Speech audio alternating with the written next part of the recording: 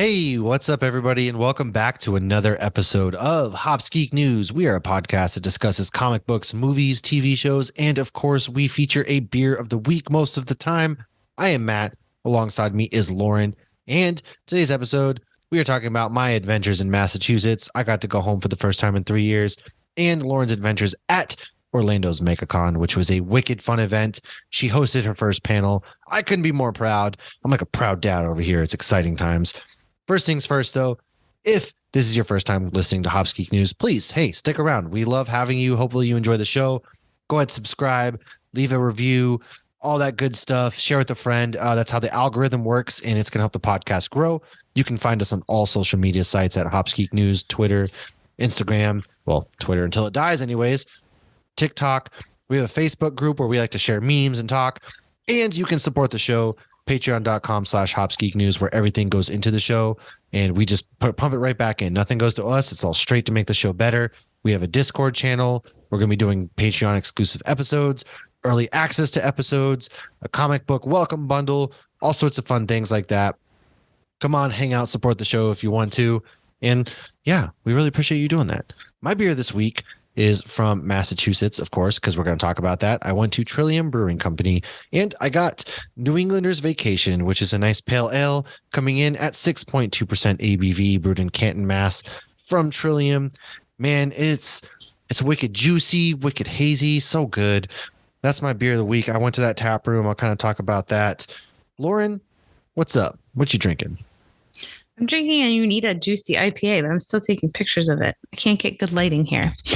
So this is one you sent me. It is with being an influencer. Star Party yeast, Cashmere Eldorado, and Strata hops. And I got it in my Cad Bane glass because I saw a really cool Cad Bane at MegaCon. And this is a brewery that you and I drank a lot of at Fan X. So I figured this was the next big con I went to. And so I would enjoy this beer here. Nice. Yeah, it's from Salt Lake City, and that's a pretty good one. I thought that one, I think it's a newer series of theirs. So I saw it at the bottle shop, and I was like, hey, you know what? Let's try it. I mean, Juicy IPA, that's where it's at. It's very clear. Yeah, it is. Go for a Juicy IPA. It's not like a New England Juicy IPA, but you get juicy flavors. Looks more like a West Coast IPA, honestly. It does, but it doesn't taste super West Coasty. A lot of mixed signals, man. I'm scared. I know. I'm getting mixed signals. It's not East and it's not West. It's almost like it's from the middle of the country. We don't see East versus West here because that's what got Biggie and Tupac killed. Okay, we have to come together, bridge the gap, bring the divide.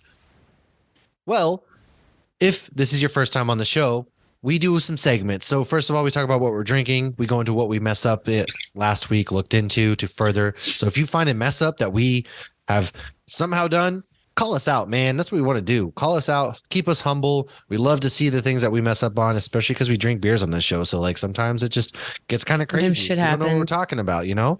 And in recording a podcast, you learn how often you say not what you're thinking, and other people just fix it themselves. Or sometimes you just screaming at their cars at you, and you're just like, yeah, my bad. Right. That's why we have this segment, because I've listened to many a podcast and being like, it's this brewery. Listen here, stupid.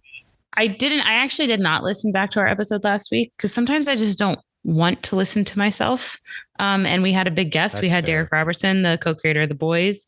And I thought it was a great episode. He even, said he had a lot of fun. I very much so enjoyed talking to him, but then I felt bad when I made the comment about wanting to know who Jeffrey Dean Morgan was. And I did not want him to tell us, but I think he felt like, well, I can't say that, but I do want to say my theory. This is probably out there. However, in the past 6 months, 2 of my theories I've said on this show have come true. I'm not going to talk about one of them though, because it's still kind of new. We can talk about that at the end if you're caught up. I don't know if you're caught up, but I'm hoping he's Tech Knight, and anybody who's read the comic knows that Tech Knight has a bit of an addiction issue, you could say, where he wants to make love to anything and everything. And I just think it'd be really funny to see Jeffrey Dean Morgan be that character. I have a feeling that that's who he's going to play, to be honest with you. I just do. I was thinking it too. It just makes sense for him to play that character. I didn't want to give my theory when he was on because I didn't want him to feel uncomfortable in any way, because I do think that he does know. And obviously we were not here to, try to be like that. Chill and chat. And we didn't want him. We were fans. We wanted him to, not have to feel like he was put in a weird spot. So right. And I genuinely loved just talking about the comic book. I thought that was he was really an cool amazing guest. If you haven't I listened loved to that comic book. please give that episode a listen to. He was Derek Robertson, amazing artist, has done some amazing things, and he was a lot of fun to chat to. Honestly. He was funny too. Like when I'm like, were you ever given a scene where it was like uncomfortable to draw or whatever? And he's like, no, I have a sick imagination. He was like, okay, those are my favorites. That was my favorite answer is, I have a sick imagination. True. But we also talk about what we have read or watched last week. So let's go into what we have been reading or watching last week. I'll start. Of course, I watched Renovations, which is a new Disney Plus show coming out. It's a 4-episode series starring Jeremy Renner. And something that's cool about that show is him and his business partner, they basically go around and renovate these vehicles. So for instance, in the first episode, he renovates like an old bus. He turns it into a recording studio for underprivileged kids in Chicago. So he kind of goes around the world teaming up for a nonprofit to give back to the community. And it's something that's really cool, especially because he's gone through, all the stuff he's gone through recently with his accident. It's just a mindless, fun show. If you like car renovations or, renovating things and just heartfelt, heartwarming shows, please give this a watch when it drops. It's Jeremy Renner again, and a lot of fun. He's great in this. Shows a lot of humor, a lot of his personality that you get to see. And moving on from that, I've been keeping up with Ted Lasso. I am 2 episodes behind Mando, so I haven't watched that yet. But I did catch up on Lasso last night, and there's a character that they have introduced in this season that's just, I'm not spoiling it. No, I'm not spoiling it. It's hilarious. There's this character that they introduce, and he's just brought such an interesting dynamic to the show. It's, man, again, for as funny as this show is, it also brings you down to earth with the struggles that Ted goes through and what these characters go through. And it's got a lot of heart and it hits home for a lot of issues or a lot of things that people go through. And this is the last season, which really makes me sad. So I'm kind of just trying to enjoy the ride. And it's cool to see where they're going because this show is just, oh my God, I can gush about this show all day long. Ted Lasso, Apple TV. If you have not watched it, my God, please, you got to watch this show. I don't know what you're doing, honestly. Like this show is a good show. Top notch. So we binged 1 and 2. So I almost feel like I'd rather wait so I can binge 3. That's fair. I'm watching weekly and I think it's giving me more of an appreciation watching it weekly. Not that, everybody's different. So do what works for you, of course, but that's just like it makes me feel good. We've been going through a lot of stress in life lately and it's helping me kind of relieve some of that stress, if that makes sense, in a weird way. It's like therapy. Especially when so much of what we watch is stress inducing. Oh God. Oh man. Ain't that the truth? Speaking of stress inducing, I watched John Wick Chapter 4 the other weekend. Now, that movie is a ride. It is nearly 3 hours of non-stop action. This is amazing. The choreography, the fight scenes, and something that I really appreciate about this show or movie, I should say, is that Keanu does 90% of his own stunts. The dude's in his 50s. So it's him, Donnie Yen, another guy who just kicks absolute ass in this movie. And something I really love too is it's like an opera or like a play almost, where you have certain acts. And I almost feel like each fight sequence they do is an act. You have to watch it because they're not quick. Most action movies, they kind of get a fight sequence and it's done in 2 seconds. Mm-hmm. What they do in this movie is they kind of draw them out for 5 to 10 minutes. But at no point are you checking your watch and you're like, Jesus, is it over yet? At no point was I like that. I was like, wow, this is moving seamlessly and flowing. And right. The way there's a sequence with Keanu using nunchucks. And I was like, oh, this is going to be a quick sequence. But no, it went on for a few minutes and you're just like, they kept upping it. And I'm just like, my God, why do we not have an Oscar category for something like this, like stuntman and things like that? We need to, because don't they do like physical or effects? No, they don't do anything. I mean, they do like special effects, but there's no stuntman things that fight choreography, stuff like that. That's not in the Oscar, and it should be, because John Wick, and it was a fitting end to the John Wick. This was it done? That's the last one. They say it is, but they're kind of also talking about a chapter 5, and I'm not going to spoil what happens at the end of 4. So I'll leave it at that. And the last movie that I've watched, I went to Super Mario last night. It just came out. Now, my spoiler-free thoughts there are that I haven't laughed that much in a movie, and I couldn't tell you how long. It was pretty packed for a Wednesday night. It had a lot of people, like families, and everybody was cracking up laughing. It was basically was it like spring break. Spring break was last week. No. Yeah, spring break's over. So like families were there. They were packed for this. And we decided to take the kids on a whim. Glad I did, because people were worried about Chris Pratt's voice. I thought his voice was great. Honestly, him and Charlie Day did a really cool, like there, I had no issues there. Jack Black stole the show for me. He's Jack Black, man. I mean, it doesn't matter what Jack Black does. He's hamming it up, and he makes it worthwhile. Like the price of admission alone. You're killing me right now because I want to ask you something and I can't. Did you see what Chris Pratt did on April Fool's? No, what? He posted that he would be voicing Mickey. Oh my gosh, that's hilarious. I'm sure people were like, "Oh my god." I personally, I fucking hate April Fools because I fall for every single fucking thing. I hate gullible. it. Other half posted the day before April 1st. I'm not gullible. I am trusting. That's the problem. Other half posted the day before that Broccoli had like filed a suit against them, and I fucking thought it was real. And I shared it. And then like you have the audacity to do that the day before. I think that's what kills me, is because then I feel stupid, and I hate feeling stupid. And I believe everything. And so I avoided social media on April 1st. I was at Megacon, and I hate everything that comes out. And the website that I've been doing freelance work for, they flat out said, we do not post anything on April 1st. And I was like, yes, thank God. But of course, then when I log on to social media on Monday to post my Megacon stuff and catch up on whatnot, I'm getting all of the April 1st stuff on Monday. And I started to believe everything, and I had to quickly stop myself.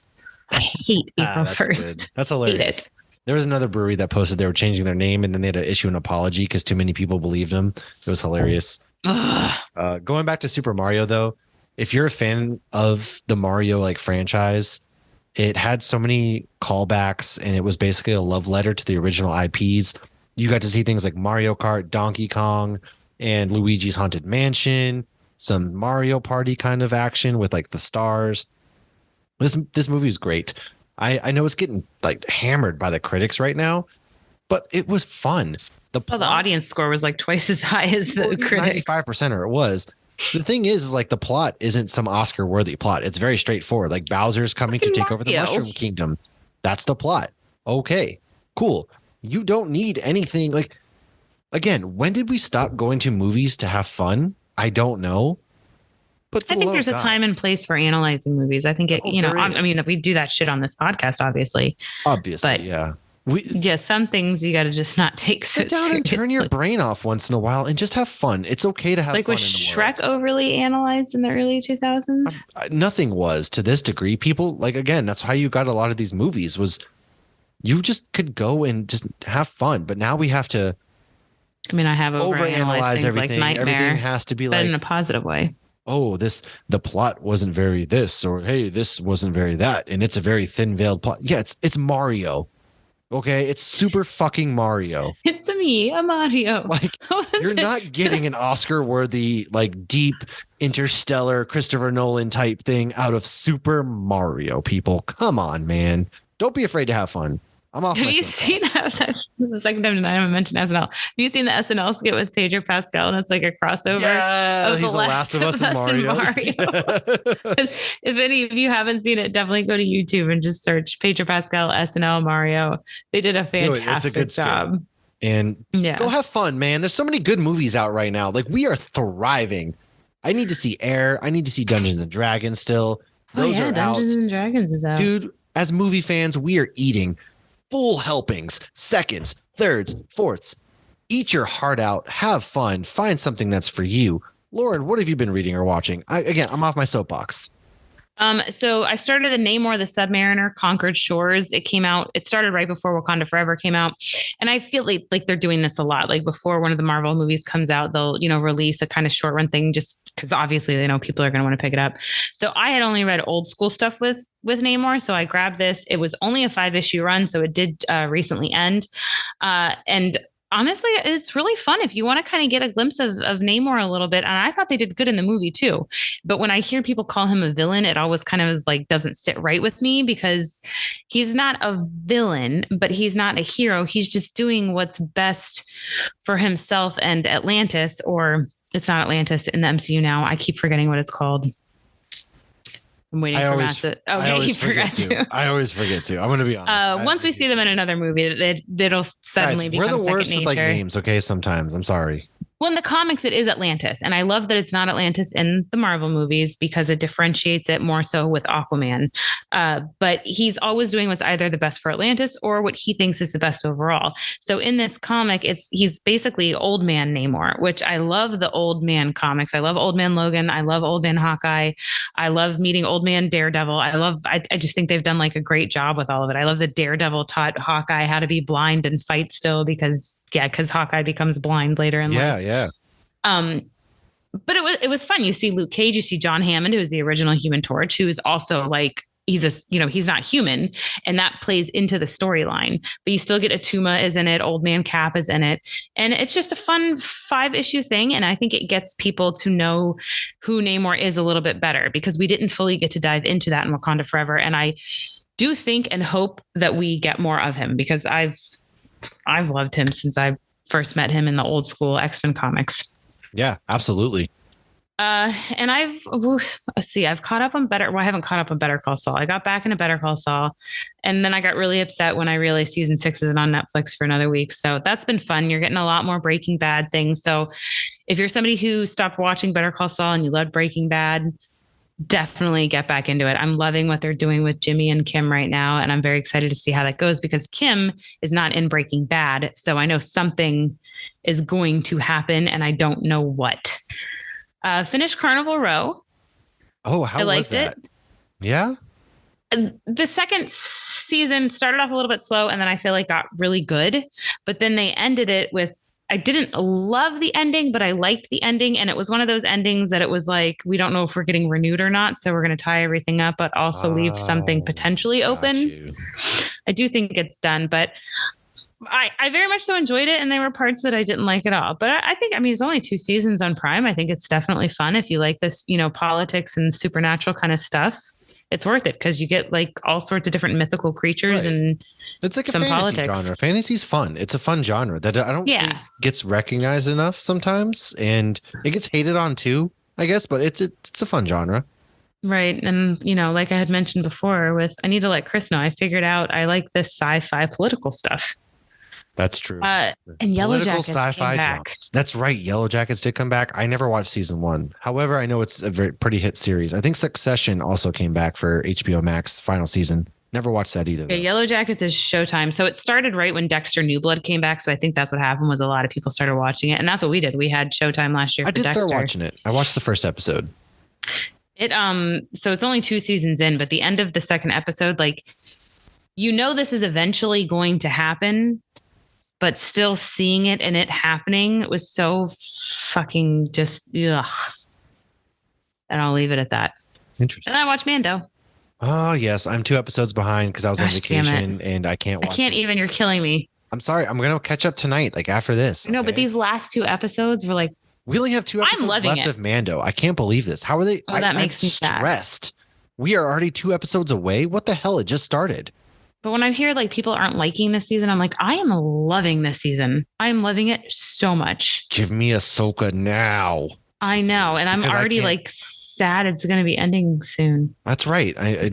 Skeleton Crew's going to come out some point, but like I'm ready. Like the way this season has been building up, I need the Ahsoka series now because they're kind of tying it in a roundabout way. If you're watching, yeah, they really are. I am, and I don't want to really spoil it. Again, I'm 2 episodes behind, so I can't really dive too much into it, anyways.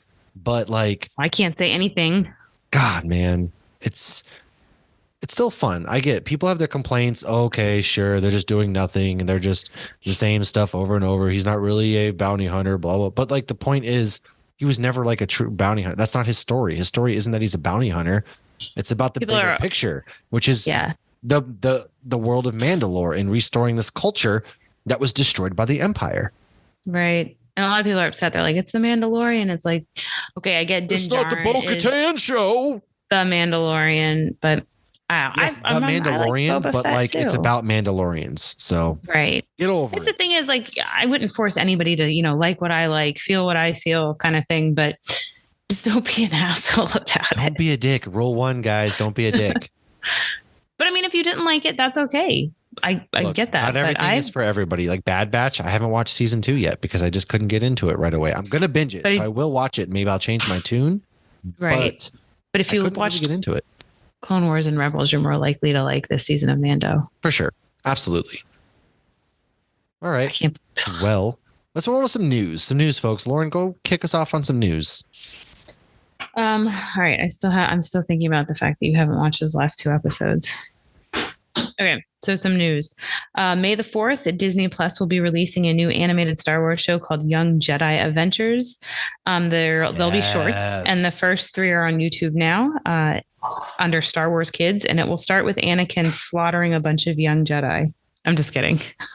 I was like, wait a second. Hold on. Time out. What? YouTube Red, everybody. Young Jedi Adventures are all the young Jedi avoiding Order 66. Master Skywalker, what are we going to do? Die. Right. It's that poor kid's origin story. No, it's not. But Logan loved the Groot shorts, so I'm hoping he'll get into these. Secret Invasion, June 21st. There is a trailer out for that. Trailer was nuts. We are getting spy thriller MCU back, and I could not be more excited. We haven't had an MCU show since She-Hulk this summer. Yeah. August, September. Yeah. We had like constant flow of MCU shows and then it just stopped. Yeah. And now June 20th, man. Oh gosh. It pretty much like kind of what the premise looks like is there's a faction of Skrulls that aren't happy with what went down and how their people are treated. And they're basically become like a terrorist organization. And Emilia Clarke is playing Talos's daughter. And it looks like she's getting caught up in that. Man, Sam Jackson is back as Nick Fury. Martin Freeman is back as our favorite colonizer. And dude, I love him. This not just because he's my uncle. Sick. Yes, the show looks sick. It's a spy thriller. That's what it looks like. That's the vibes we got. I mean, and it kind of is because these Skrulls can turn into anybody. And so I can't wait to see how they play that. Maria Hill's back too, so I'm pretty excited to see Colby Smulders back. Yes. Yeah, and it'll be fun to see how they tie it into other things. Oh, yeah. And we'll definitely do some kind of origin something because we haven't done an origin episode since we did Kang. This month, though, we should be doing an Adam Warlock one before Guardians come out. Yes. So. We'll go into that. Maybe attach it with we're going to be meeting with Jackson Lansing and Colin Kelly, who are doing a Guardians of the Galaxy run starting April 12th. So maybe we'll tie it into there a little bit. Maybe we'll give it like a Patreon episode of Adam Warlock. We shall see.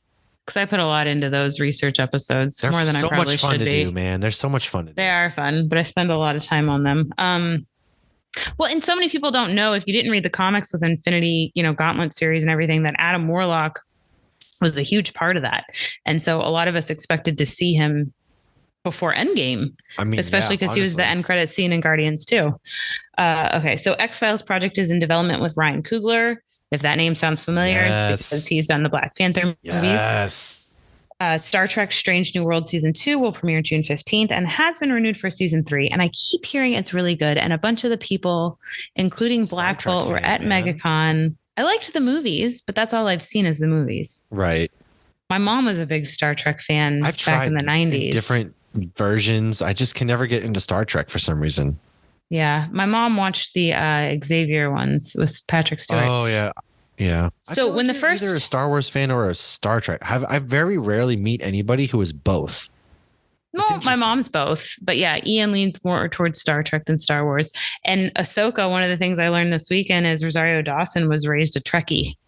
And now and she sometimes says things, before we go too much into the main topic, but she'll say things on set like, well, on Star Trek, they do this. And they're like, nope. Listen here, Rosario, we're not on Star Trek, are we? You want to be on Star Trek? Go get cast by J.J. Abrams. So here's your Tim Stanley cameo with Tim. When I first watched the first Star Trek movie, I was like, wow, this is really good. I would love, because I was, had gotten into the background of Marvel and reading the comics, and I was loving learning the backstories. And I was like, oh, I should go back and watch Star Trek because that was a really good movie. And Tim's like, no, don't. It will ruin how good the movie was. Oof. But I've heard the new stuff is really good. Yeah. All right. Curb Your Enthusiasm says season 12 will be the last. However, there was a tweet that was talking about this and then it was deleted. Larry David has said he will do this as long as they let him do it because he just has fun doing it. But as of right now, the last season we know is happening is season 12. Interesting. I never really watched that show either, though. Definitely worth watching. It is hilarious. And it's like Seinfeld because everything ties together in the end. Right. And Larry David, he was a creator of Seinfeld. With all this stuff, man. Well, this is a show you don't have to keep up with. You can throw it on, forget what happened last season, and it's still fine. And one of the main characters in one of the later seasons is the guy from the Spider-Man movies. His name's like JB. I know. Sorry. JB Smoot? I didn't even say which. Yeah, JB Smoot. He was one of the teachers. Yeah, JB Smoot. Yes. So I knew him from Curb before I knew him from anything else. So when I see him, I think that makes sense. Yes, he was one of those guys. I'm glad we narrowed it down there for a second. So he was one of those guys in the Spider-Man movies. Well, and Lauren, I didn't even say which Spider-Man movie. You know this, but there's a lot of guys in Spider-Man. A lot of guys. I was about to say teacher. When I think of him in Spider-Man, I always think of Far From Home because he had a bigger role in Far From Home. Yes, he did. But yeah, he's hilarious in that show. And but Larry David has made himself the villain in that show, which is kind of funny. Like he does things that I don't even think it's a comedy, but he does things that I didn't realize there's bad guys. Well, when I say villain, it's like, the one guy, I can't even remember anybody's name. He's a Toy Story character. Like his wife is always like, Larry, you're so fucking stupid. You're a fucking idiot. You're a fucking dumbass. And she's just constantly yelling at him. Sounds like my wife. Gee, I'm just kidding. Well, and a lot of times I don't think he necessarily did anything wrong. It's just things are misperceived or it's awkward situations and it's comedy. Oh God, I can relate. Maybe I'll give it. Give it a try. Sometime. I just need to become a stay-at-home dad so I can watch all this stuff. Yeah. Don't watch this with your kids around, though. Okay. Ghostbusters sequel adds Kumail Nanjiani. I can't ever say his last name. The comedian who then joined Eternals. I know who you're talking about, yes. Okay. And Patton Oswalt are joining the cast. Love both of them. Mm-hmm. 2 more MCU people, because to me, Patton Oswalt is part of the MCU because he was in Agents of S.H.I.E.L.D. Well, Patton Oswalt was also MODOK in the Hulu series. Oh, that's right. Yeah, he's but that's not MCU. No, it doesn't matter. No. He's still in the Marvel universe. Okay, but he is in Agents of S.H.I.E.L.D. and he had like a bunch of doppelgangers, or twins or triplets or whatever. So The Rock will be in a live action Moana. Why are we remaking this? So they're remaking Moana already. Why? I don't know. I'm starting to get excited for the Little Mermaid one, though. I saw like a clip of her flipping her hair and I got excited. My daughter was watching. She's like, oh, I'm so excited for that movie. Okay, I can get hyped for that. Plus, Little Mermaid came out in the 90s. But Moana, 89, not the 90s, 89. Oh, wow, it was 89. Oof. A lot of people think it was the 90s. For some reason, I was thinking like 96. Okay, that makes sense. No. I don't know why, though, Moana came out less than 10 years ago. Why are we making... right. I love Moana. Maybe so The Rock can play Maui. They don't want him to be too old. How long until The Rock pushes Moana out and it's just a movie on Maui live action? You're welcome. Moana cannot play in this movie because of reasons. It's going to be a Maui origin story, which there is a story there to tell. My last piece of news is to mark the release of Dungeons and Dragons: Honor Among Thieves in theaters across the UK and Ireland on March 31st, which has already happened. E1 has collaborated with the British craft brewer Mondo, and they made a limited edition beer called Hither Thither. This beer is 4.8%, and it is the New England Pale Ale. That's the British for you, though, that it's only 4.8%. Because find me a New England Pale Ale in the States that's 4.8%. Yeah, no, for sure. It's inspired by the movie, and it takes Hither Thither name from the magical staff, which can portal the user to another location. Oh, well, interesting. That's my news. All right. Well, we'll start off with the Gem State Comic-Con. For those of you, we interviewed some of the creators in that weekend just happened last weekend as well. Well, next year, April 6th to 7th, 2024 is going to be the next Gem State Comic-Con if you're in Boise, Idaho or the Idaho area. That's exciting.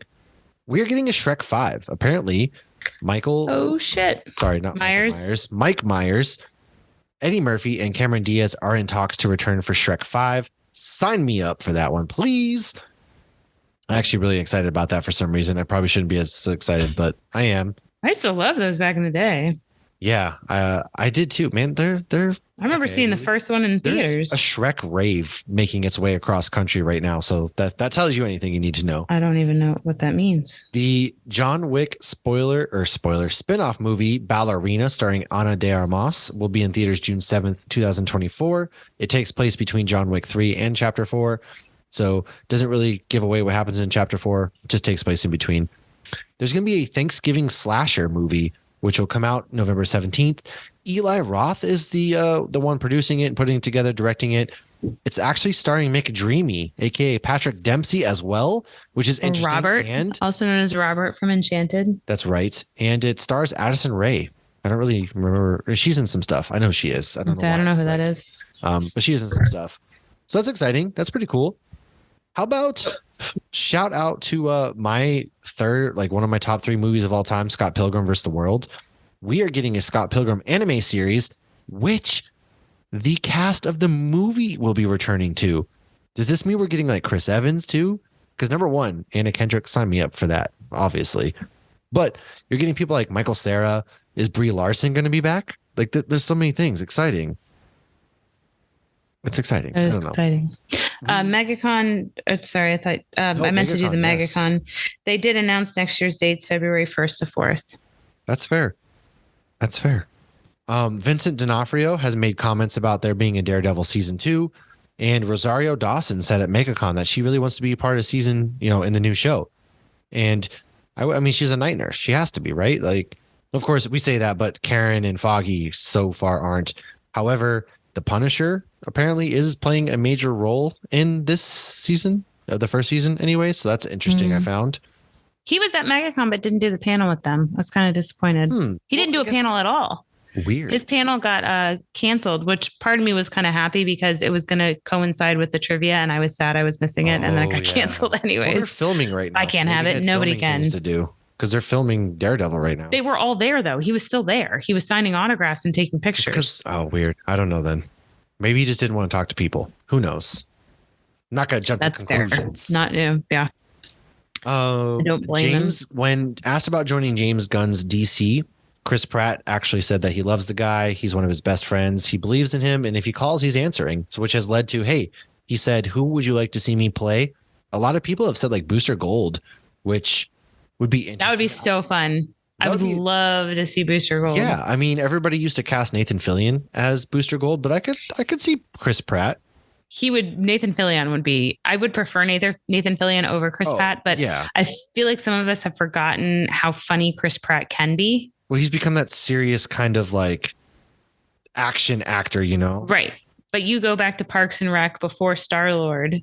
Right. Oh yeah. And Parks I could for sure see that more so. I would honestly, I would sign right up for a Booster Gold Chris Pratt. Nathan Fillion would be better though. I picture Nathan Fillion in Dr. Horrible, where he's trying to be the hero and he has those gloves on. Man, there's so many. I don't know. But the only Booster Gold I know is from Smallville. That's true. Go read some Booster Gold comics. There was a recent run lately, and no, it's Booster Gold's awesome. They're funny. I like Booster Gold. Yeah, Booster Gold's a funny character. Yeah. Well, we got a couple trailers this week. We got, first of all, the Spider-Verse Across the Spider-Verse trailer dropped and just created some controversy. It has. They have clarified there's a drop line. Doctor Strange and that kid, what they did in Earth 919.9999, and it's not 616. Wait, 616 is so much easier to say. I mean, it is, but Iman Vellani is out there like, I told you, Kevin, it's not 616. And so somebody else shared that there was something a while ago where they stated that it wasn't 616. Yeah. I think it's almost like a selfish mentality of like the world revolves around me. Like 616 is the main universe. So of course we're going to pretend that is. Like, who's to say like it's a main universe? Like it's a main universe to us, but not, because they've always universe is the main universe to them. Right. But they've always referred, I mean, like there's even in the documentary on Disney Plus, 616, and it's like they're talking about the main universe. So it was always like, I guess, like, right. I don't know. Like you think like Prime King. Well, who the fuck made him Prime King? Who makes you the boss? Like you're you're no the origin. more It makes no special than sense. the other kings, but You're all the fucking same. What I will say though, this leads credence to the possibility of there was rumors that Tom Holland's going to be appearing in the Spider-Verse movie because of the multiverse stuff. And you get to see Oscar Isaac a lot. He kind of looks like he's going to be the villain in a roundabout way in this movie. but he's not Moon Knight. Who's Oscar Isaac? Oscar Isaac's playing Spider-Man 2099. Oh. He was the guy who was making these references. He made the reference, you fool. I watched it on mute with the subtitles because I was laying next to an unconscious child who was sick. Well, go back and rewatch it. Yes, Oscar Isaac is Spider-Man 2099. All right. Damn it, Logan. Obviously. Anyways, the other trailer we got is Blue Beetle. And that movie's coming out August 18th with Zolo from Cobra Kai. He is playing in this movie. He's playing Jaime. I can't wait for this movie. This movie looks good. I know nothing about Blue Beetle, so I'm excited. Go read up on some. We're gonna go obviously before this comes out, do it, and then we're also going to have the one of the writers from the Blue Beetle graduation day, which they're kind of pulling from each other. You know, they're hand in hand because typically Blue Beetle's from El Paso. However, he's not in this case, and George Lopez is in this, and there's some controversy because he has a throwaway line that Batman's a fascist and people are losing their minds. But it's like his character is a conspiracy theory kind of in this movie. So like, come on. I feel like he's a conspiracy theory. I mean, I don't know. Yeah, but no, this movie looks fun. The suit looks gorgeous. Maybe I think it's somebody else. Isn't he the one that steals jokes? No, you're thinking Carlos Mencia. That's it. Yeah, you're thinking of that person. No. But yeah, no, Blue Beetle looks great. August 18th. It was supposed to be an HBO Max show. It's put in theaters. Please go see this movie. It looks, and basically they said that, hey, how this movie does in its theater run is going to decide kind of, they like said it was going to be in James Gunn's DCU, but they like also said it kind of just depends on how it does in movie theaters. So let's go support, man. This is awesome. And my last bit of news is that Aquaman has moved up to December 20th, 5 days from its December 25th release. And there's no real reason behind that. Just, I think this is kind of like, let's get this movie out and over with already before we figure out what's going on. So that is the last bit of news that I have. Let's roll into our main topic, which we're going to talk about Massachusetts and Megacon. We'll be back in just a second, folks. Hey, JR. What's up, Zach? Can I ask you something? Of course. Do you even like Jordan? Jordan, as in the host of our podcast Hop Heroes? That Jordan? Yeah. I mean, I get that he's part of the show and likes to drink beer and talk comics, but he just kind of gets on my nerves.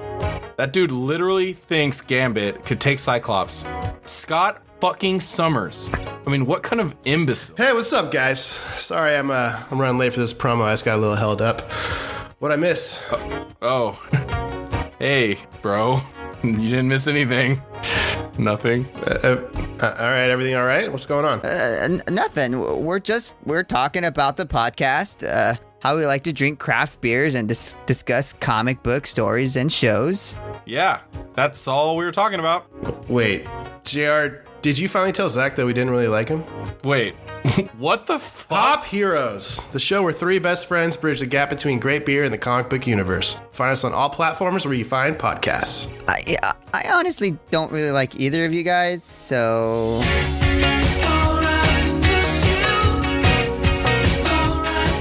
Alrighty, we are back. Lauren, why don't you kick us off with your adventures at Megacon? Lauren did a panel. I'm so proud of you. You did a panel, man, and you rocked that shit. And you weren't there though. Maybe I didn't. I don't know. I wasn't there, but like you did a panel at Megacon, which is one of the busiest conventions in America. And it was awesome, man. That was our first fun. panel as a podcast. Like, I know I wasn't there, but you still did it. I definitely want to do it again next year because I want to like fix my mistakes kind of thing. So it was funny. So I had bought a 4-day ticket like the day before prices were about to go up. And then the next day I found out we were hosting a panel. I still wasn't certain because they were like, oh, it's not certain, but you still get a ticket or whatever. So I get there and I'm like, I'm going to pick up the panel one and I'm going to use that one to make sure it works and everything. So I go to check in and I give them my name and they're like, oh, here's 2 4-day passes. So I got 2 4-day passes. Damn it. I could have gone. Dang it. Yes. So I didn't even use the pass that I paid $100+ for, but my daughter's boyfriend used it for 2 days. And then my cousin came and I put everybody to work at the panel. So it's like, hell yeah. Kaylee's boyfriend he took score at the panel, and like, my mom and my daughter, I had paid for passes. I put them to work. Then my cousin, filmed a chunk of it. But it was very interesting because I walked in and it didn't say Hops Geek News on anything. So I'm still going into this like maybe somebody else is going to be hosting it because it seemed a little, but obviously my name was there to pick up the tickets. So I walk in and there's a shit ton of stuff going on because I did the Disney trivia panel in Utah. So I took a lot of what I learned from that and kind of assumed it would be similar, which was very stupid because I'm in Orlando. There was a bunch of cast members in the audience. Of course there was. And I did a fun lightning round at the end with like theme park attractions. And then, I found out somebody's like, oh, well, I'm a cast member. And somebody else is like, I'm a cast member. And somebody else is like, I'm a cast member. Because you live in Orlando. Were they, like, correcting you on stuff? No. There wasn't correcting.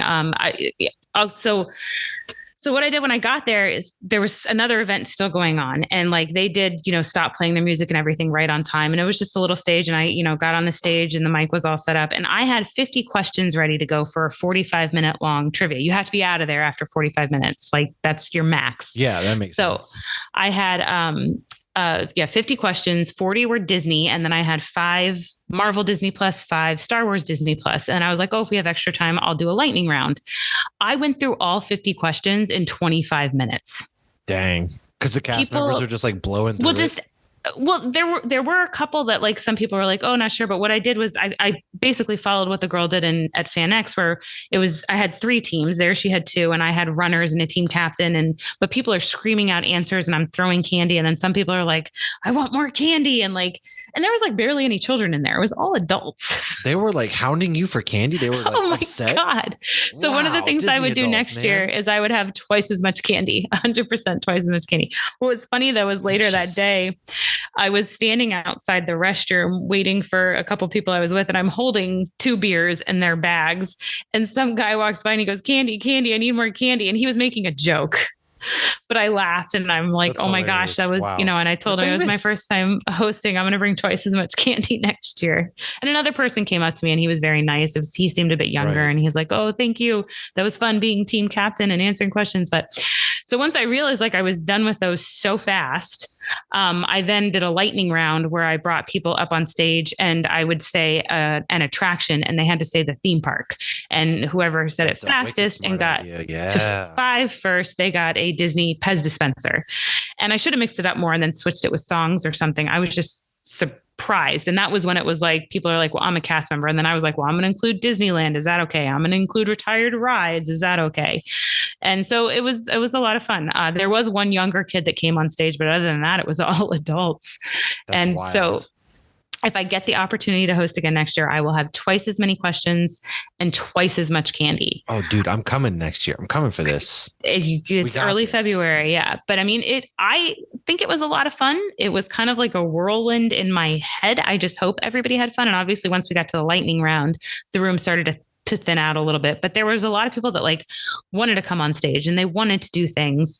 And, I asked like, what was the first Disney movie that was directed by a woman?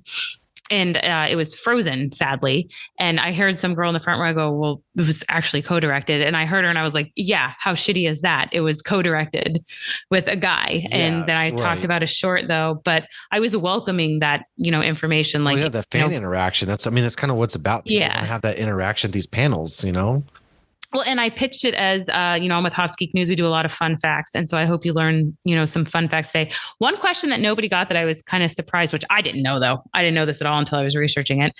What is the acronym for WALL-E? And finally, some guy just Googled it. It's like waste allocation. I forget, but somebody said Walter Elias, which I do think that it is a nod to Walt Disney, whose middle name is Elias and whose brother's name is Elias. But it is an acronym as well. I don't remember what it is, but the E is Earth, but it's waste allocation, something or other. But so I researched a lot of these because I wanted stuff. It's also hard when you're doing trivia because you don't want it to be too hard, but you don't want it to be too easy. Well, yeah. I mean, that's when I do trivia nights here. Because, I do them regular. I'm getting ready to do a Star Wars one. I did a Harry Potter one. And it's like, you don't want to make it too easy because then they kind of blow through it, right? But then you don't want to make it too hard where people lose nobody interest. Has fun. Right. People want to feel smart. I want to feel smart. Yeah. I mean, that's the point of trivia. You go to trivia because you're like, I know this stuff. So it's really having that fine line of, okay, I'm going to cater to like the casual crowd, but also I'm going to throw a bone to some of the more hardcore crowd. And it's finding that balance. But I mean, the Marvel and Come with the lightning round was wicked smart. Well, I had that as a backup, but I didn't think I'd actually get there. But the Marvel and the Star Wars questions were a little bit. Nobody got an Arcana 5. I asked where Andor was held. And then I asked Julia Louis-Dreyfus's character. And that's I never remember that. And so people were throwing out Valentina. Single names, but I asked for the whole name. You had to have the whole name. I don't remember the full name. No, Val. That's all I remember. So people kept building on it, though. Like if one person said like 2 of the names, because there's like 5 names. So, but yeah. Yeah, I don't have any idea. It was fun. And then I made a comment. I'm like, this is all grown-ups. Does anybody really want a Disney Pez dispenser? And they're all like, yes. Look, people love free stuff. If there's one thing that I've found out is that people love, it doesn't matter what it is. If it's free and they want it, it's that the whole point is they feel like they've won it. So that's what matters to them. They're like, I won this at this thing. This is cool. We did have a lot of people take stickers. I didn't see any increase in followers or anything. Hopefully there was. What was fun is when I first got in there and I was kind of sitting on the stage waiting for people to come in, and I looked down and somebody looked like they were dressed like Cass. And I asked her, are you Cass? And she smiled, and her friends are like, she didn't think anybody was going to know who she was because she forgot her wings. And they had just taken a sticker. And I was like, oh, look at the bottom of the sticker. You can see baby.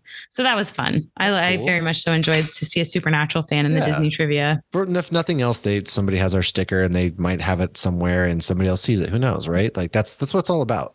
The bottom of somebody's purse. Yeah, who knows? He threw it away. That's fine. I gave Steve from Blue's Clues our sticker. He probably threw it away, but for 2 seconds, he had one of our stickers. Okay, and that's what it's all about. That's all. And if he ever sees it again, he'll be like, maybe he finds it in his suit coat, and he's like, "Oh wow, what is this? Trash." There you go. Trash. That's awesome. Well, how else was Meg? Like, what else did you do? What panels did you see? Oh, it was so much to do and see. So there. I had mentioned before on the podcast, and I think you and somebody else, it might have been the episode where we were reviewing Ant-Man, looked at me like I was crazy when I said there's always alligators at the cons. Yeah, I saw that. What the hell? That makes sense. Such a sweet little alligator. He was like a Chinese alligator. I thought it was like a bigger version of a baby alligator because you usually only see the baby ones, but he was like 31 years old. So sweet. I held him and he literally just rested his head on my shoulder. And I usually feel bad for them. It was like a puppy. Yeah. And they put a little Loki crown on him. But the gators don't want to eat people. But when we were talking to the guy, it's like a foundation where they're raising education and awareness. And I told him, I go, I always feel bad when I see these gators at beer fests and cons and they're everywhere.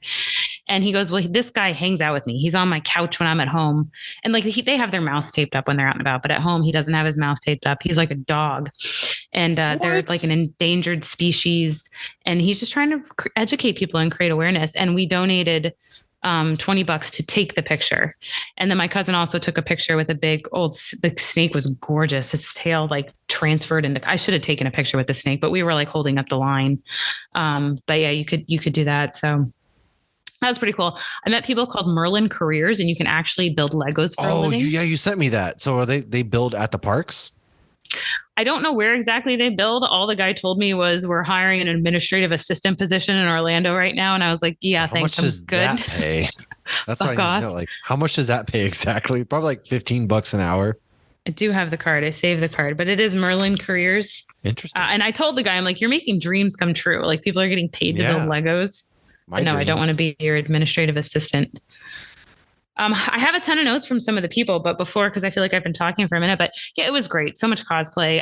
If anybody wants to see any of the videos, I have a general video on our YouTube, and I have clips of all the panels. And then I have a bunch of notes that are not from the clips that are on YouTube.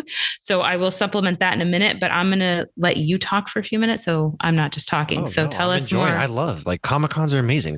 People are amazing. They are.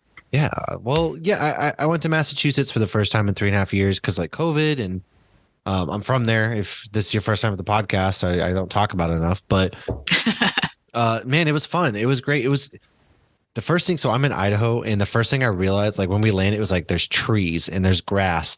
And I was like, holy shit, it's the ocean again. It's the little things in life that I miss like that. The ocean's not little. No, but I'm like, but that would be detrimental to me to move away from the ocean. Well, right. It's just there's brown in Idaho. It's all brown until you go a couple hours away. But seeing trees and grass, and it was raining a few days, and I was like, this is just nice. Like, man, I felt like I was me again in a way. Like I was back in my element, and I felt more myself. And one thing I love about Massachusetts people is, if say like I showed up somewhere with you, right? And I'm like, hey, this is, Lauren, we do a podcast together. They're going to like hug you, and they're going to be like, hey, we hug here because you're family. This is their first time meeting you. I know, like, I don't like Not being a hugger. touched. I don't either. I'm not really like being touched, but we were meeting some of my dad's friends, and he was like, oh, get in here. You're family. But these people get like a bad rap of, they're assholes, but if they just treat you like, hey, so-and-so, yeah, you're part of the family, get on in. They're so welcoming, like once you kind of get in there. And that's one thing I love about that community too. But I mean, I just hit up a lot of breweries. We hit up 11 breweries. I went to Faces in Malden, Mighty Squirrel in Waltham. I went to, which is a Supernatural reference you'll find out soon. I went to Lord Hobo in Woburn. I went to Aeronaut in Somerville, which is a really great place. It's right next to Harvard University, pretty much, actually. That's the one you shared on the Instagram, right? Yeah. I'm going to be sharing beer pictures from throughout. Of course, I went to Treehouse because I went a couple times to Treehouse, which I talked about this a little bit, but it's weird because you go in there, you scan a QR code, you can only get 3 beers, but if it's 6:30 or later and they close at 8, you can only get 2 pours. So I couldn't go in there at 6:35 and get 3 pours. You can only get 2, which sucks because we got there at 6:35. And I can only get 2 pours. And I'm like, dude, I could have finished a third because, before you close, that sucks because last call's at 7:30. But whatever, it is what it is. They have a to-go area to where you order at a kiosk and order your beer to go. You pull up, you text them, be like, we're here. They bring you your beer out. It's a whole streamlined thing in the Tewksbury location. And then I went to another one I went to was Lamplighter, which was a lot of fun. That was in Cambridge, Mass. Shout out to my friend Jason, who took us to a couple of these places. Remnant Brewing we went to, which is also in Somerville in this little market area. They were like out of nowhere, out of left field, really low key, great brewery. They had improv comedy going on that night in this small brewery. It was awesome. All these breweries like have events going on, and they're all close to each other, but they're far away. Like there's so many breweries I discovered since I've left or last been there even. I went to Night Shift, which in Everett, I took the kids to the Science Museum, which hasn't changed since I was a kid. Like if you're a Massachusetts native, you've gone to the Science Museum on a field trip. Yeah, no, it hasn't changed at all. It's the same exact thing as when we were kids. It's kind of funny. But I got to see one of my friends, Jeff, and his kids there. And we went to Night Shift, and it was raining that day. So that's why we went to the Science Museum. And then it became sunny and like 60 degrees. So it was wicked nice outside. I'm chilling. The kids are playing in the beer garden. They had a food truck. The place was packed. I think somebody was having a kid's birthday party there even, which is kind of weird. But we've seen that at a brewery here before too. Who is this really for? Is it for you or your kids? Right. A baby shower, I kind of get, not really, because the person who the shower's for can't drink. But yeah. It was weird. Yeah. But I mean, it was packed, whatever. And we did that one. I did Spyglass up in Nashua, New Hampshire. That's a really popular one. I met up with Zach from the Neatcast Pod, who is a great dude. Just meeting him in person from doing the podcast. Wicked awesome guy. He brought me some Henniker beers and then some stickers and things like that, and a hat from Moat Mountain, which is up in Caldwell, or not Caldwell. Jesus Christ. I just blanked on the name, which is one of my favorite. Conway. North Conway. Oh. My goodness. I used to go. I love that area. North Conway is a nice little ski town. But he was awesome to meet in person. He drove down from where he's from. He met up with us. And I didn't get to see Josh from 4 Nerds by Nerds just because time didn't allow. I went to Bruins games, which I took my oldest to his first Bruins game. That was a lot of fun. My sanctuary is the Boston Bruins TD Garden at a game. That is where that's home right there. That's home for me. And that's just where man, just there's so many things that I missed about being home. I could go all day. It was just fun. We hit up all these breweries, and I went to Beowulf up in Amesbury, Mass, and they had 80s night. They're putting on a fundraiser for suicide awareness. It's a warehouse. We've talked. If you're going to a brewery and it's basically like this hole in the wall, middle of nowhere warehouse, you're getting quality beer. And that's exactly what they had, was quality ass beer. They had a Scott Pilgrim themed beer. They had a Rick and Morty themed beer. It was they had an arcade in there, like skee ball, man, a dance floor on this like concrete. Dude, I slapped a geek sticker there because it was the last one I had in my wallet. I was like, this gets the stamp of approval. Bang, right there in their sticker wall. I didn't get to bring any beers from them home, but I'm gonna make my dad send me some probably because they distribute all around. I didn't make it to New Hampshire or Maine, which sucks because that was like the one place I wanted to go, but it was just so busy. I hadn't been home in 3 years, hadn't seen my brother, and hadn't seen my parents in a while, so it was just good. I went to all these breweries and drank so many beers that by the time I was done, I was like, good God, I need to detox. And like, I sat in the sauna today at the gym after working out, and I was like, bro, I probably been just like pouring out like booze still because I was just drinking beer the whole time. But it was fun.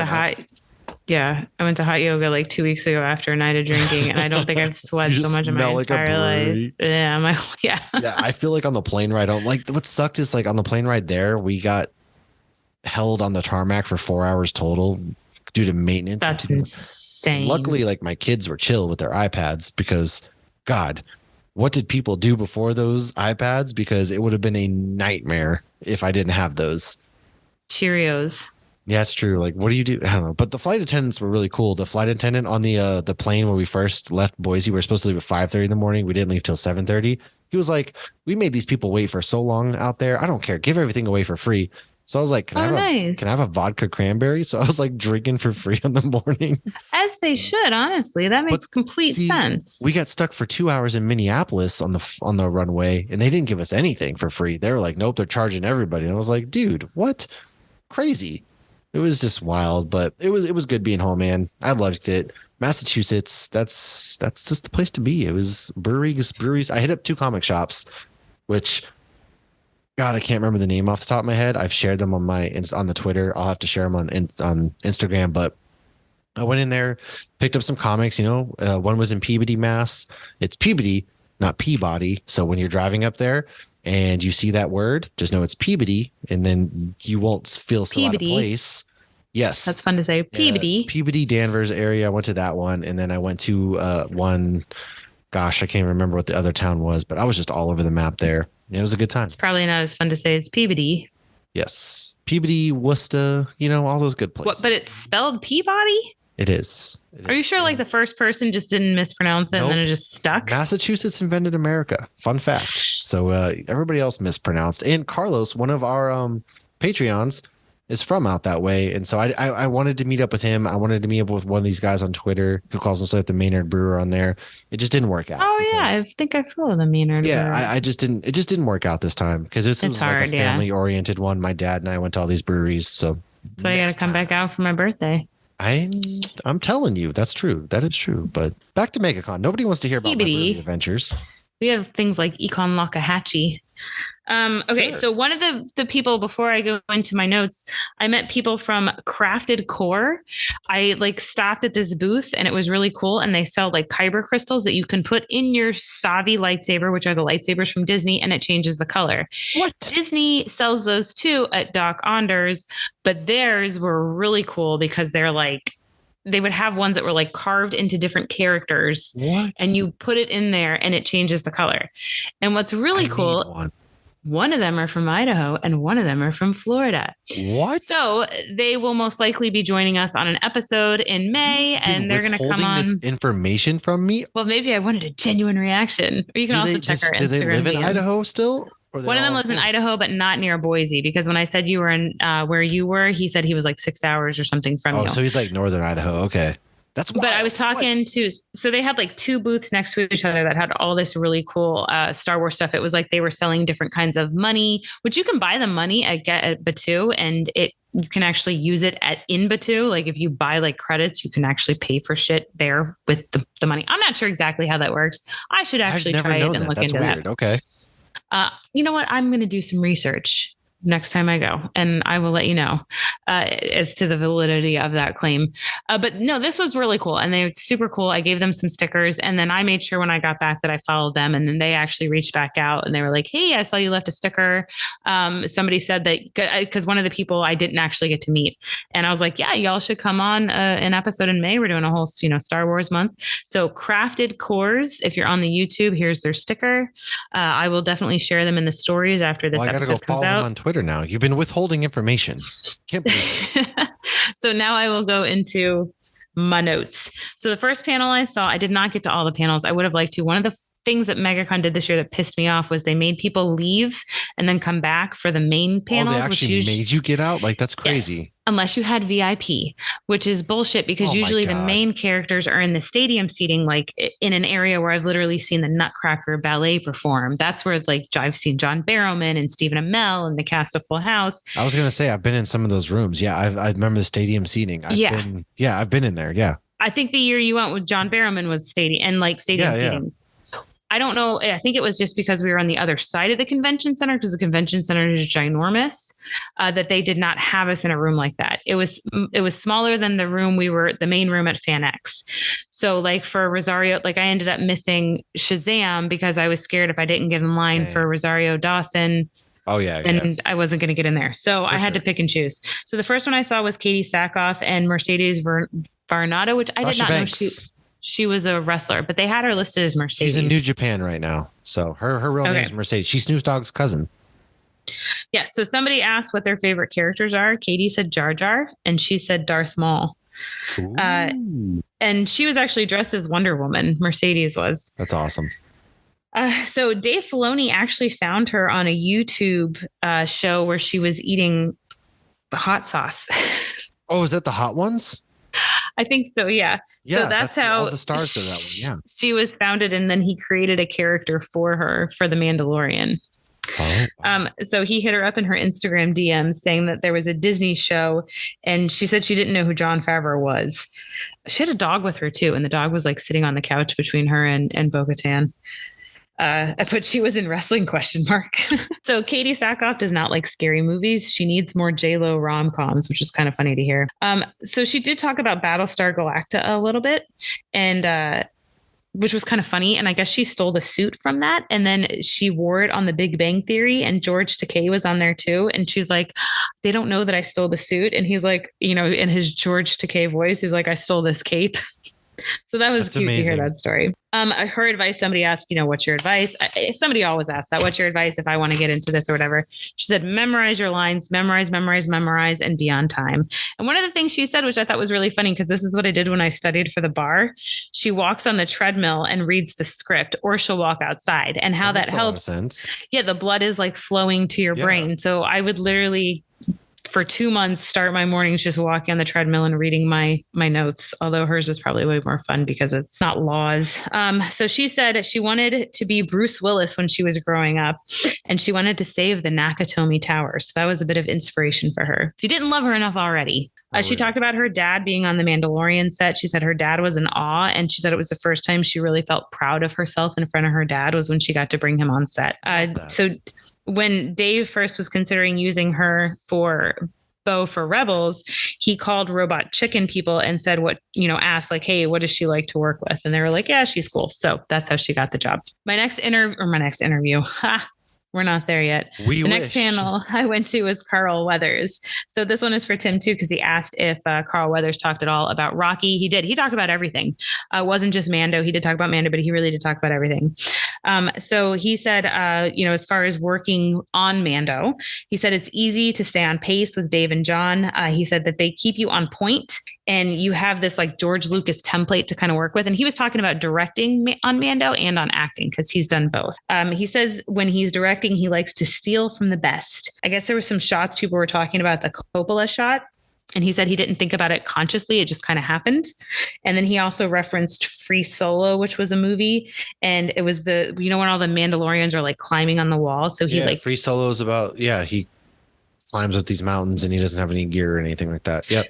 So that Mando scene, that was kind of inspiration from that. So Apollo Creed, he said his kryptonite is overconfidence. So there's your Apollo. He did talk a little bit more about it, but somebody asked about like who was in the Predator suit and what it was like working with that. And he said nobody was in the Predator suit. And while they were making the movie, they would have to look at a red laser dot and they'd be like, Predator's over there, Predator's over there. So that was funny. Somebody did refer to him as High Magistrate Grief Karga, which was, of course, everybody then laughed. His opinion is Predator is one of the best sci-fi action movies ever. I can get behind that. He said, don't call him Baby Yoda. It's Grogu. That is a quote. Fact. Yes. Talking to you, Tracy. We love you. We love you, but you're wrong. Did I tell you she was flying out to London the same week as Star Wars Celebration? When I told her that, she goes, "What's that?"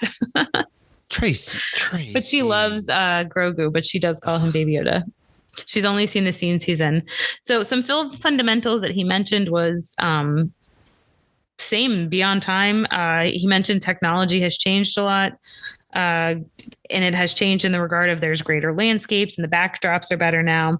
And I don't know what, I can't even read my own notes there. So he was really cool. I loved him. He gave some life advice too. If you want more on that panel, that's one of the things I have up on the YouTube.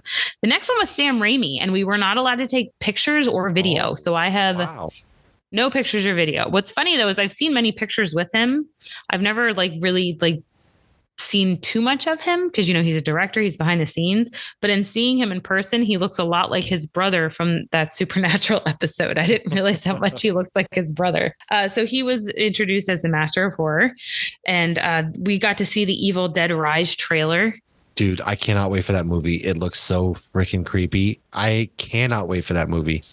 Yeah, and anytime you have the mom kid thing, it's extra creepy. Mommies with the maggots. Ooh. Yes. Oh my God, I did not like that part. I knew nothing about that. I've never seen any of these, and I got to see that trailer. Oh, dude, you have to. Oh my God. Maybe this Halloween. Dead, yes. All right, so maybe we need to do a whole thing on that this October. God, yes. Oh man, Evil Dead. Yes. So he mentioned working with his close friends, Bruce Campbell. He says it's nice to know they'll be honest and it comes from a good place. So that's because he's always worked with Bruce Campbell, and there was somebody else he had mentioned too, but obviously we all know Bruce Campbell. He's even in Doctor Strange. So when the first Evil Dead came out, it was only in 60 theaters because they could only afford 60 prints. And so what would happen is once those 60 theaters were done with it, they would move to the next tri-state area. And it wasn't much of a success. But then they made Evil Dead 2, not knowing there were actual fans.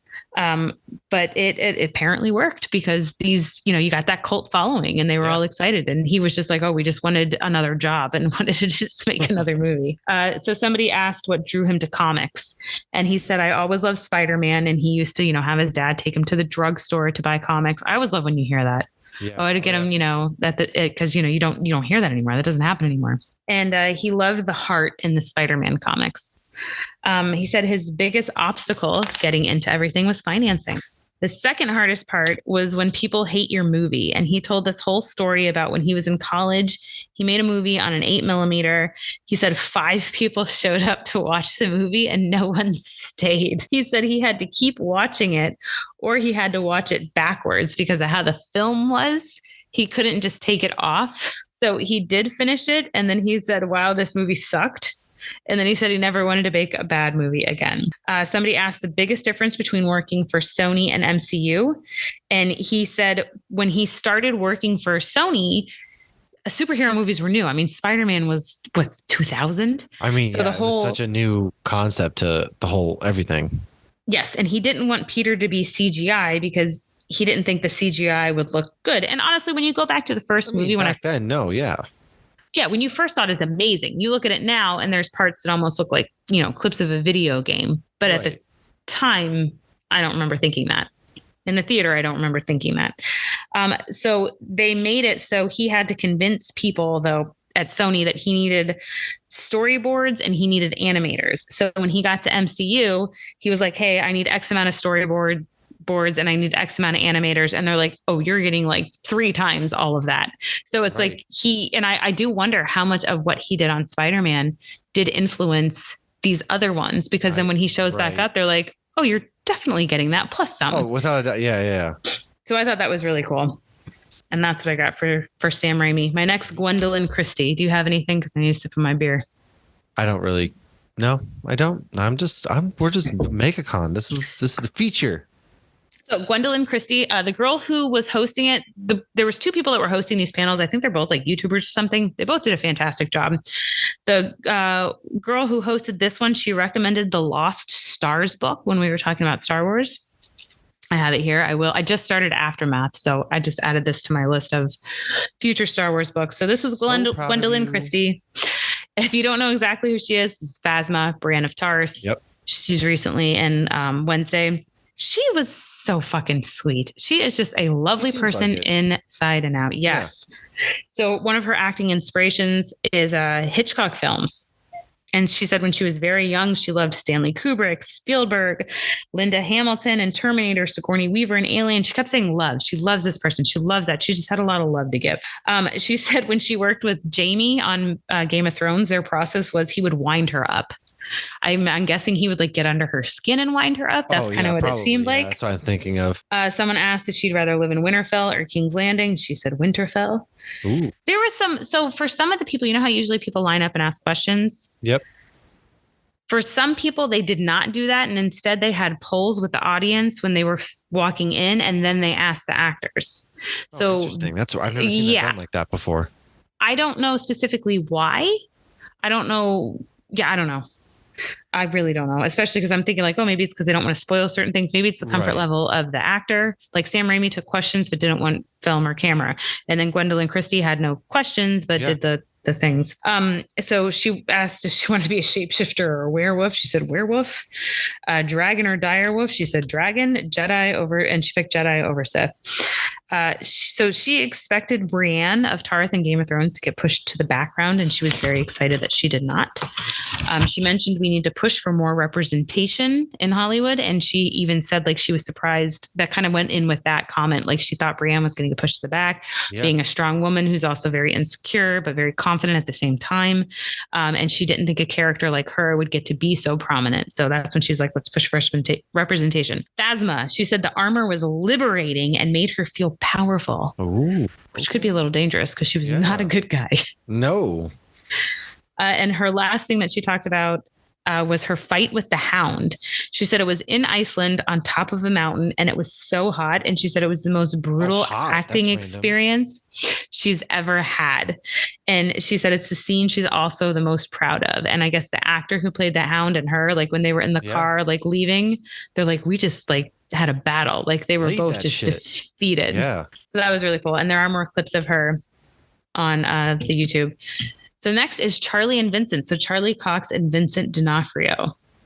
I got no clips other than Charlie saying that he wears boxer briefs. There you go. But I got notes. Because I don't know. What was funny when they first came out and Charlie said hi or whatever, you heard somebody go, oh, he's English. It's like people don't realize this. Like what? Yes. So Charlie said on the first day shooting Spider-Man No Way Home was like March 2021. He said he was very nervous. Apparently, Vincent D'Onofrio has been telling him for a while they're going to get a phone call from the MCU. And Charlie's like, he's delusional. Sure, bud. Sure, Jan. Yeah. Sure, Jan. It was fun to see their dynamic together. It was very sweet. Yeah. So when he came to shoot Spider-Man, you know, he's just in that one quick scene. And he said he didn't understand why they were going to shoot the blind stick and then circle around and then look at him. He goes, this is stupid. Why are you doing this? And he goes, because the audience is going to be excited. And I went back to me in the theater. When I saw the stick, I yelled. I went like, I don't even know what I did. I know just something just came out. I saw something too that they're like, you have to pause after he's made like at one part because he was like, the audience is going to clap in the theater. So pause for this moment. Yeah. And he didn't think that was, he's like, why would they be that excited? Yeah, that was an adorable moment. I mean, he's to him, he's just like, whatever. But to us, the fan, it's like, dude, you're back. You're in the MCU. This is what we've been wanting to. We've been asking for this. I don't think he realized we were as excited as he was. So right. I thought that was very sweet that he didn't understand like why they were making such a big deal about him. Yeah. He said he prefers to act with his glasses on when he's Matt because it's easier to do the scenes because he can look at, it's not as obvious where his eyes are going. Right. He said you should. One of the things somebody said about the show, this was really cool because it was funny because Vincent D'Onofrio made a comment about like, Kingpin's not a villain. He's not a villain. Why are you calling him a villain? And so it was kind of interesting to hear their perspectives on the show, and they're not wrong. And one of the things somebody said to him when they were filming the show was somebody should be able to turn Daredevil on in the middle of the season, in the middle of an episode, watch some of it and not have any idea who's the good guy and who's the bad guy. And Charlie Cox said that he really just loved that idea. And he's not wrong at all. Like, think about it. Like when he's got Punisher chained on the roof or just so many of these different scenes. Somebody asked, so Men in Black, I guess, is now owned by Marvel Comics. And obviously Vincent D'Onofrio was Edgar in Men in Black. So somebody asked if Vincent was asked to bring Edgar back in Secret Wars, would he come? And his response was he'd like to play Swamp Thing in DC. Okay, that would be sick. That would be sick, right? Sick. Somebody asked, this is just stupid, Charlie, what his favorite Ninja Turtle is. It's Donatello because his stick gets good reach in the video game from like when we were little. Because I think he's my age. Yeah. So the game back when we were little, Donatello gets good range with his stick. I guess not a stupid question. Oh, somebody asked him what he liked about being so there's an upcoming scene in the new Daredevil where I guess he gets to be a dick to somebody. And he said he enjoyed doing that because he wouldn't do that in real life. I mean, it's always fun playing somebody you're not. So that makes sense. So if he's a dick in a scene in the next Daredevil, I'm assuming what he's talking about. He said even when he's on set today, Charlie Cox still can't believe what's happening. And then Vincent D'Onofrio made a comment how it is so delightful to be with John and Charlie. He was talking about today to be with John Bernthal and Charlie because they did do a photo op with all three of them. And he said they're so delightful to be around. And then Charlie made a joke like Vince still hasn't learned to be delightful. John Bernthal actually taught Charlie how to handle cons because he had become an expert from The Walking Dead. And Charlie Cox also made a comment that he has been in scenes with other people on other projects and realized he did not look at the person the entire time during that scene. Yeah, I've heard that one before. Yep. Yes. So the last two I have is Rosario Dawson and Scream. So both of these I have clips on YouTube, so there's not too much. Rosario Dawson, so she was talking about, she was on Sesame Street when she was little. Really? I didn't know that one at all. Interesting. Yeah.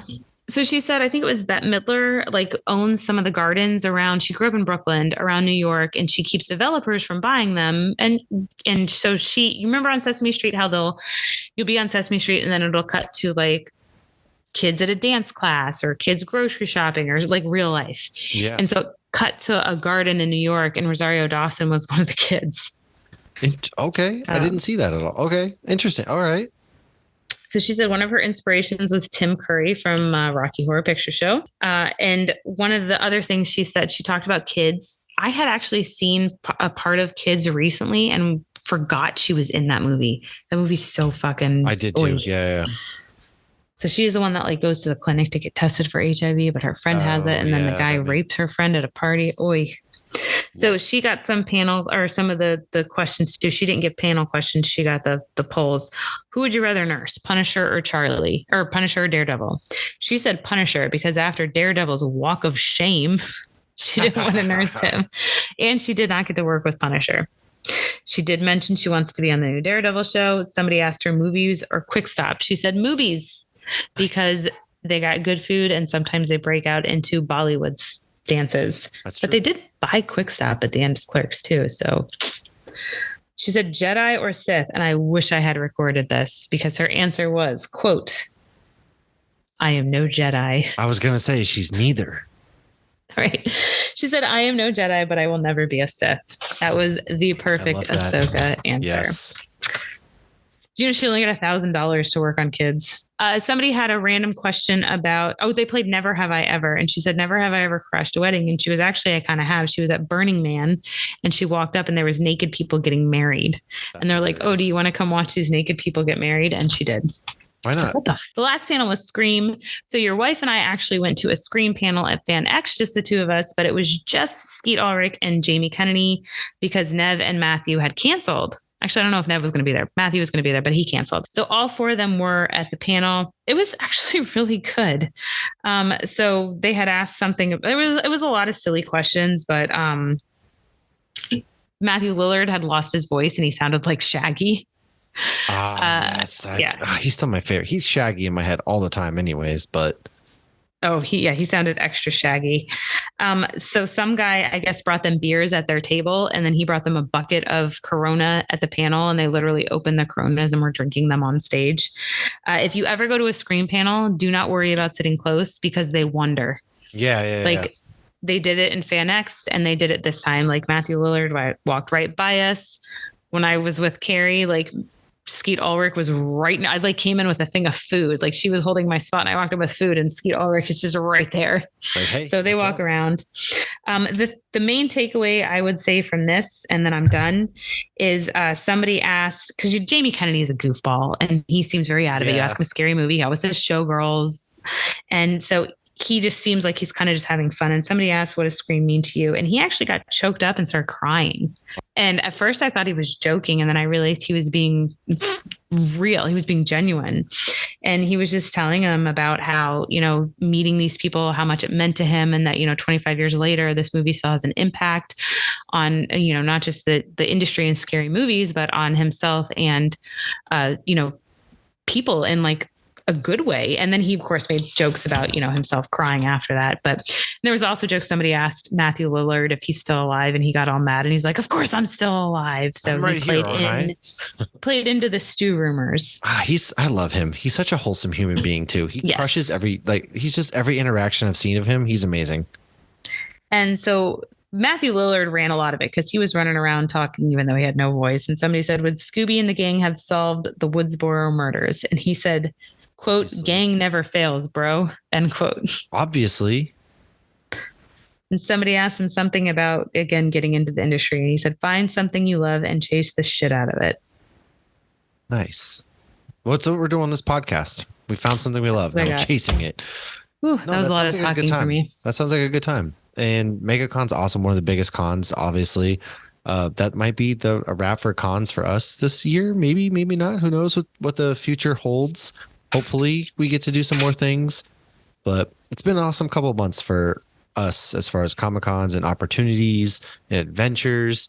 And there's still like we got half the year to go. So do you have anything before we wrap up? No, I think that's all of it.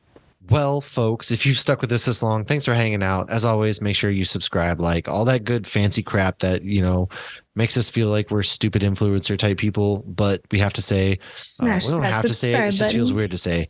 Do that. That's how the podcast grows. And next week, we will be back with another great episode. Until then, cheers, folks.